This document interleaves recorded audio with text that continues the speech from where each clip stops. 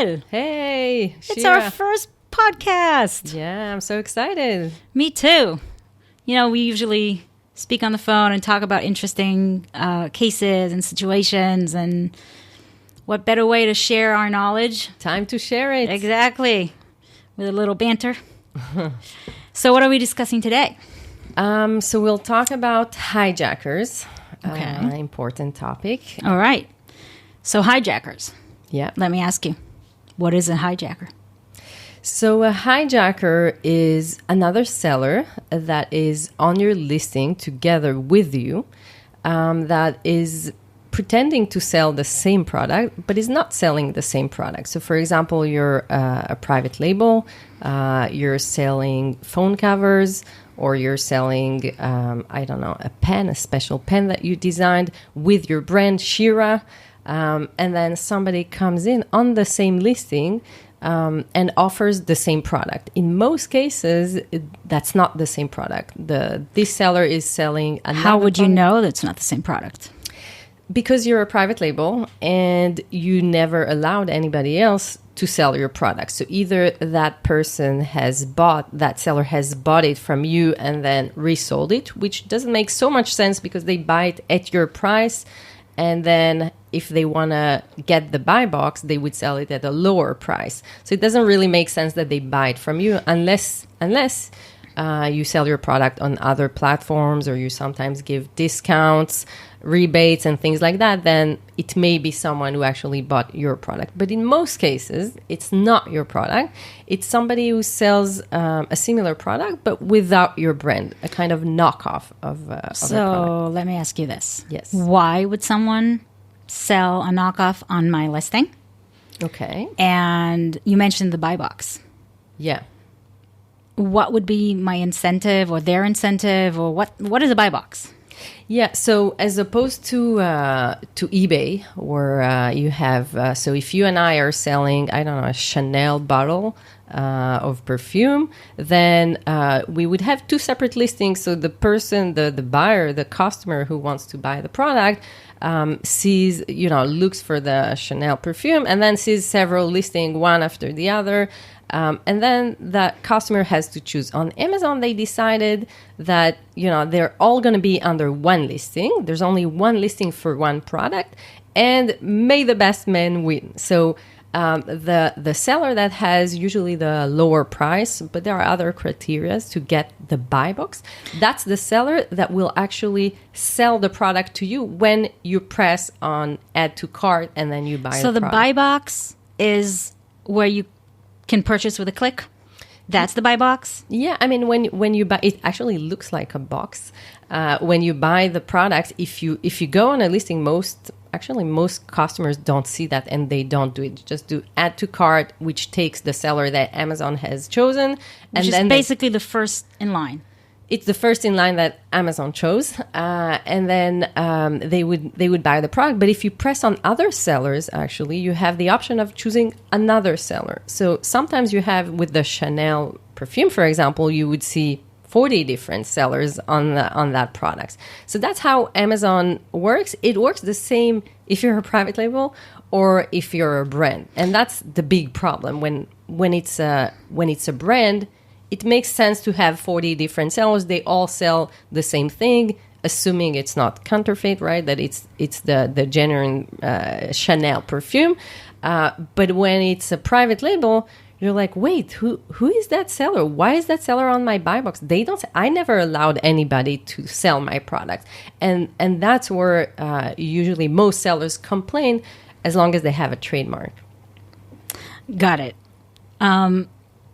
If you're in a buy box, I'm going to hold on the buy box for a minute. I just want to get it right.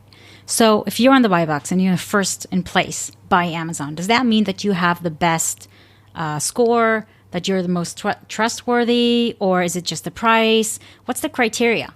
So nobody really knows what's Amazon's algorithm for getting the buy box. But everybody knows that the main thing is the price. Very often So you can be, as a seller, have really bad ratings, but still win first place in the buy box because of the price? Sometimes, yes. You would think that the sellers with years of experience and an amazing store would get the buy box, but sometimes you see someone who just started selling on Amazon and they lower the price and they get the buy box. So we assume that the main thing is the price, and then and the rest is kind of part of the algorithm, but not the priority. Okay, so I'm a seller. I sell my private label. It's a pen under Shira. Get it in your next Amazon purchase. And I have this Hijacker, which is a seller that I don't recognize, and I don't think that there's a chance that they bought it from me. What do? You fight them. You fight the hijackers. So Amazon allows you to file a complaint. It's free. You can do it yourself. And you have two ways to do it. One through the brand registry, and the other way is through Amazon's website. If you type on Google file complaint trademark infringement, you would get to that form as well. But most sellers do it through the brand registry.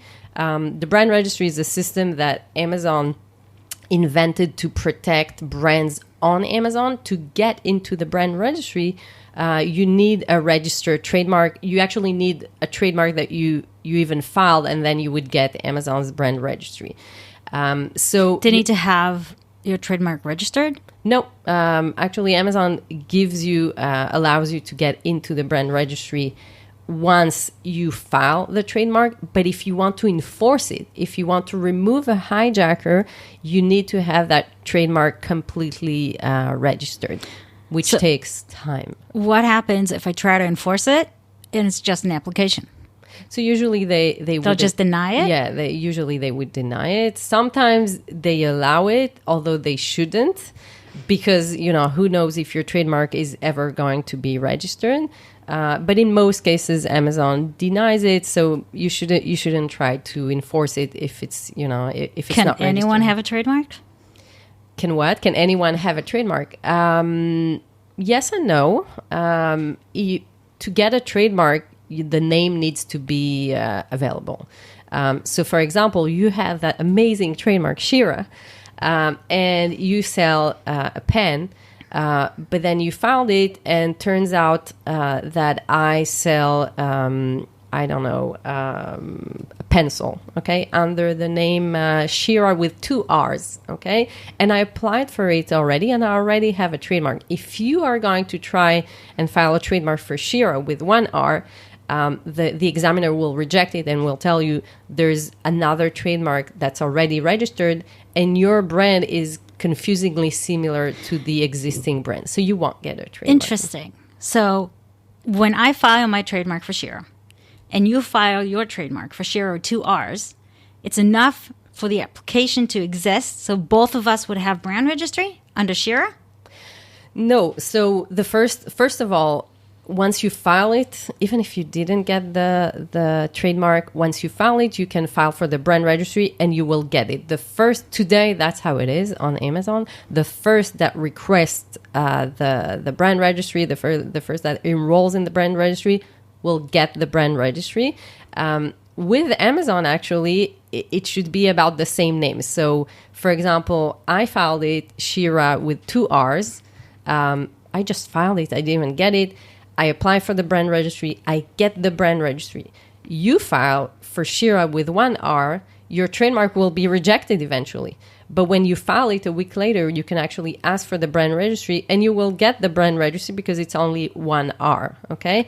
But you won't be able to enforce it because you won't get a registered trademark. So remember, the brand registry does not mean, the fact that you got the brand registry doesn't mean that you'll be able to enforce your trademark. So if you have a hijacker on your listing and your trademark isn't registered yet and you just filed it, you won't be able to remove that hijacker. And that's why, aggregators and buyers in general, when they check the brand, when they perform a due diligence, and they look at your trademarks and they decide if they want to buy your brand or not, they check and make sure that your trademark is fully registered. If you just filed it, or if your trademark was rejected, no buyer will buy your brand because they won't be able to enforce it. And theoretically, any hijacker or anyone can use your brand, and there's nothing you can do about it. So that's something that most sellers don't know. There's a difference between getting the brand registry after you just file the trademark and actually being able to enforce your brand. That's only when the trademark is fully registered. Okay, I got a few questions. Yes. If I register or apply for a trademark for pens, and then I decide, I want to do books with Shira as well, or book covers with Shira as well, can I use the trademark that I already have, or how does it work? Right. So here again, separation between brand registry and the enforcement. So if you have Shira for pens, you will be able to enforce to remove any hijackers on your pen listing, but the trademark... Granted that it was registered. Yes. Yes. But then your trademark... What was the other product that you had? Book covers. Book covers. Book covers may actually be in the same same category. Okay. Yes. If it's in the same category, you will still be able to enforce it. Plates. Okay. So you have Shira for pens and Shira for plates. Okay. You start selling two different products. Your trademark covers only pens and not the plates. You won't be able to enforce or remove any hijacker on your plates listing. Okay. So while you will have the brand registry and your plates will have the nice A+ content, and you will be able to see it on your brand registry, you will not be able to remove any hijacker on the plates. So you will have to file a second trademark application covering plates. And that's, by the way, speaking of, I spoke about buyers earlier. That's one of the most common mistakes. So most sellers do file a trademark. They do have a registered trademark, but they don't necessarily remember to file a trademark for every product that they develop.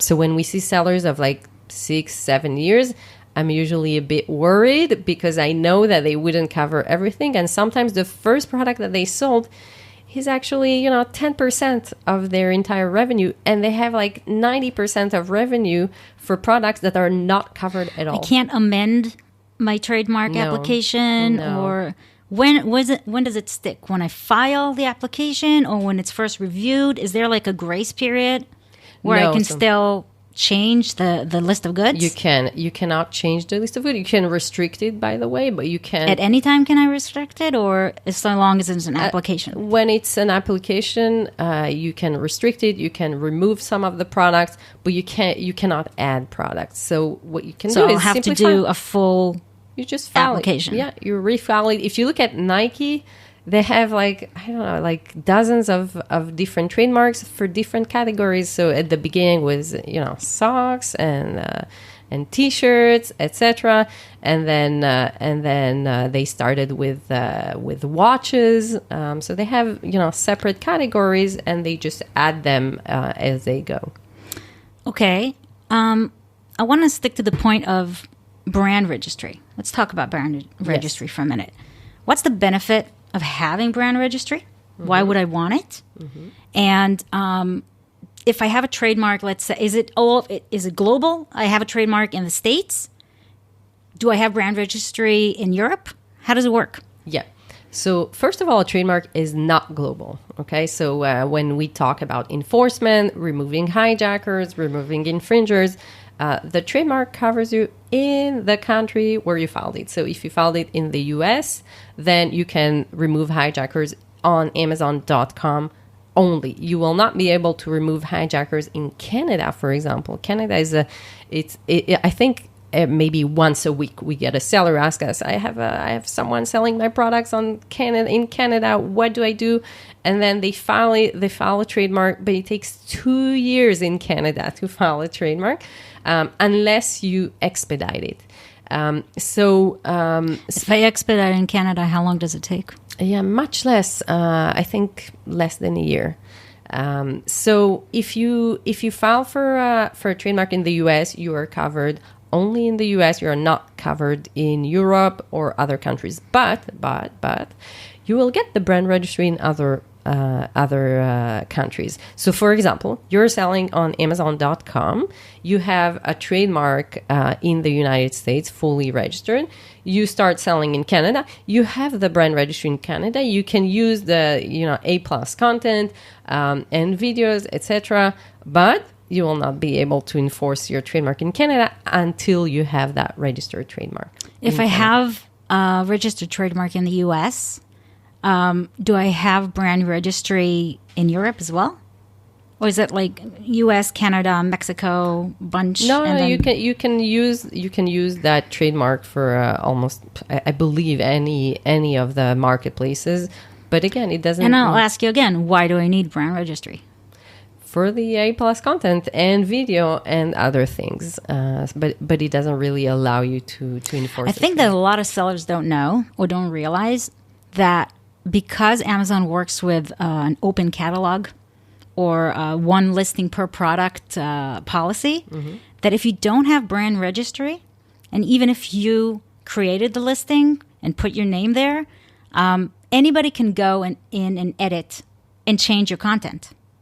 Yeah. So it's not just the A+ content that is a benefit of brand registry. It kind of locks the ability of other sellers to go and change your words, your bullet points, your pictures.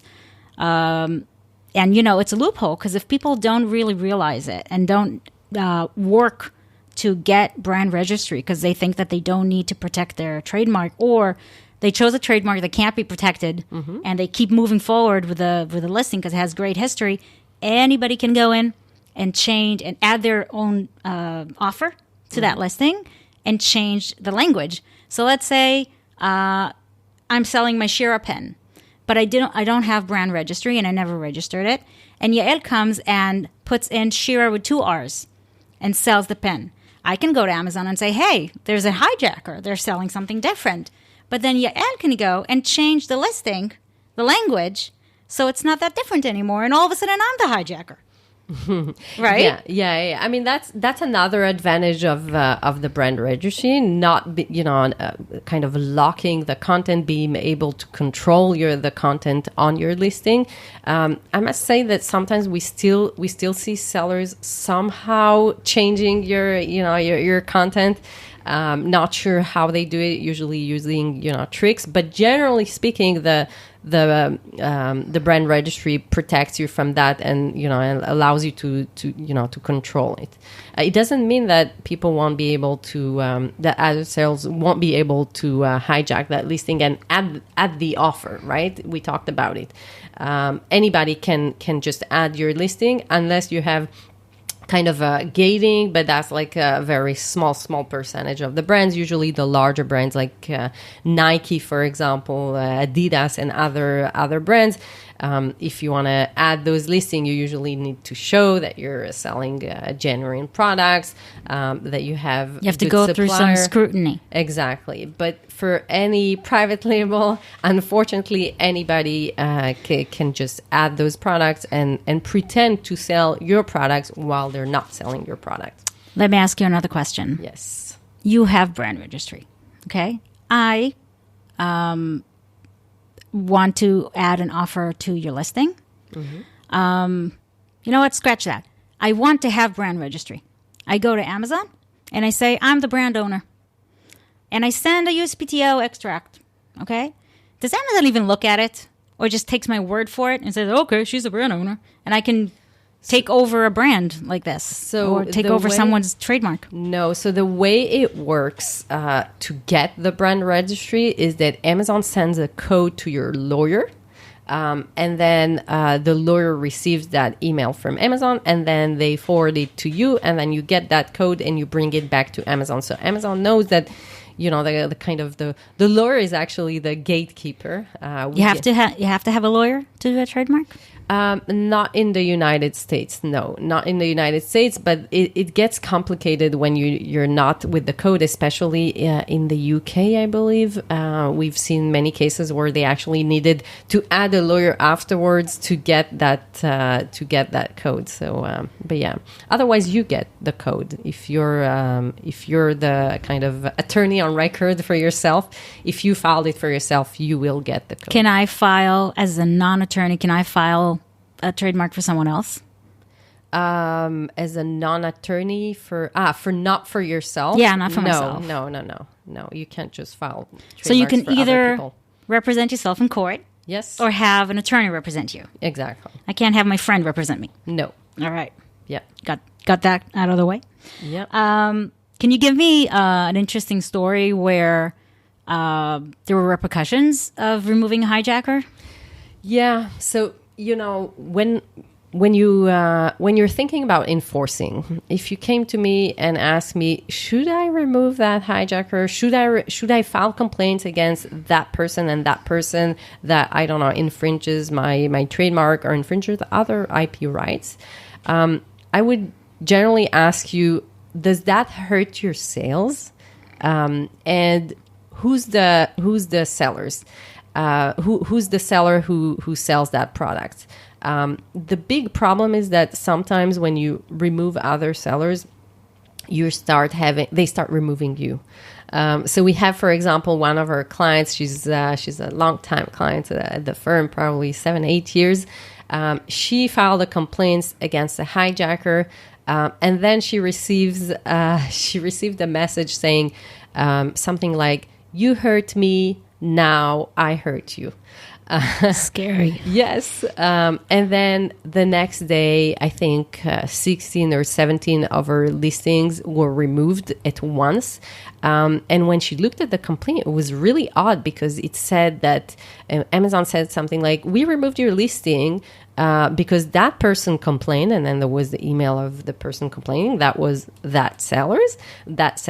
And then the trademark on which they based the complaint was her trademark. So it said, Amazon. That brings me back to my previous question. If Amazon even checks. So on the infringement, on the enforcement, unfortunately, they don't really check. So if that person says, "I'm the trademark owner, here's the trademark, here's the number," they just compare. It's like, okay, that's the same trademark, and then they remove you. So we wrote a letter saying, "Hey, well, we can remove Nike, right? I mean, we can show Nike's trademark and claim to be Nike." So Amazon, of course, you got to prove that you are who you are. Exactly. That's crazy. Only, when they remove you, you have to prove it. They didn't have the complainant didn't have to prove anything. Just showing, just declaring, "I am the trademark owner, and I'm removing that person that infringes." It's trademark. A shame that Amazon doesn't share what they do or what discipline rulings they decide to do against a seller that's so abusive. Because I would feel safer knowing that Amazon would tell me in reply, "Thank you for bringing this to my attention. This seller has been removed from the platform." Oh yeah, they didn't remove that seller, unfortunately. No, not in that case. Amazing. But not immediately, maybe later. But at least she was reinstated. So that's why I'm always saying, although it's very tempting to remove someone who, I don't know, uses your photo. Very, very easy to remove someone who removes your photo. You just file a copyright complaint. You show your picture, you show your listing versus their listing, and I don't need to have a registered copyright. No. You just show the listing, you show yours, you show that you were before, and that's it. Amazon just takes your word for it. So when sellers think about enforcing, I always ask, is it really worth it? And, and kind of do a kind of investigation on that seller. Make sure that this is not a seller that will come back to you and kind of has nothing to lose. Okay. So I'm a private label. I see a hijacker who I could assume is a hijacker because I don't recognize them. Does Amazon want any proof that it's not the actual item? No, so that's what we call a test buy. Amazon actually recommends that you do a test purchase, so you acquire that. You actually buy the product and make sure that that's not your product, that's not the genuine product, that's kind of counterfeit. So when you do that, that's of course better. The problem is that very often a hijacker is an FBM seller. So by the time you'll get it, like 3 weeks will pass and you'll lose a lot of money. So you can file it without a test buy. It used to be that Amazon required it. Yes, at some period at the beginning they didn't, and then they did, and now they just recommend. I would think as a brand owner, it would be an outreach for me that every time I want to remove or enforce my rights and point out Amazon's, I would say, negligence for allowing someone that's an imposter to go on my listing, I have to spend money and do a test buy, wait a period of time just to prove that culprit is guilty. Yeah, maybe that's the reason Amazon stopped. But I was actually looking for the policy that says that you must have a test buy, because that's what they used to say. I couldn't find it anywhere. Yeah. The only thing you can find now is we encourage you to have a test buy, which actually makes more sense. Yeah. Those hijackers can be very difficult. When I remember in 2-3 years back, one of our clients had a hijacker on Black Friday. That's something that we now see every year. But I remember myself like filing those complaints and then comes back and then you got to catch them right at the right time, right at that moment. Yes, they often come when you sleep. Right. I remember staying up at night and like clicking, waiting for the hijacker to come up so I can take them. Like whack-a-mole, right? Exactly. You remove them and then they come back. So it can be very difficult and can really, really impact your sales. So a hijacker is usually removed. What do I do if all of a sudden I wake up one morning and I see on my listing sold by Amazon? So with Amazon, first of all, I would make sure it's not your product. Well, I know I'm not a vendor for Amazon. Yes, but sometimes these can be kind of like returns. Exactly. So first of all, I would make sure if it's just one or two. Sometimes I would just buy them and remove Amazon or just leave it. If you see like 40 units, 50 units, that's maybe Amazon being a hijacker, and we had those cases. And just don't be afraid and but it's not really Amazon, is it? It's usually a vendor of Amazon. Right. I'm not really clear on the vendor program where you can hide behind Amazon's name and be anonymous. Yes. But people, you should know that mostly when you see sold by Amazon, it ain't Amazon. Mm-hmm. Amazon sells their own brands. They have their names, Amazon Basics, I don't know what. But when it's a regular Shira product, it's a vendor hiding behind Amazon's shield as a vendor. Exactly. And then there's a vendor platform, there's a vendor seller central thingy, and you need to report them, and they will be removed as a vendor. Yes, exactly. So don't be afraid to complain. Exactly. It's scary for most sellers when they see Amazon. They wouldn't press the button so easily. But what would I do if I don't have a trademark and I don't have brand registry, but someone is obviously trying to rip off my success? Yeah. Is there anything I can do? Against a hijacker on your listing without trademark, very, very difficult. Very difficult.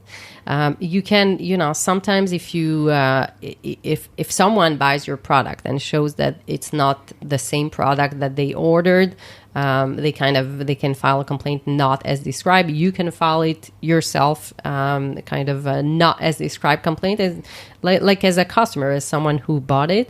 But other than that, there's not much you can do.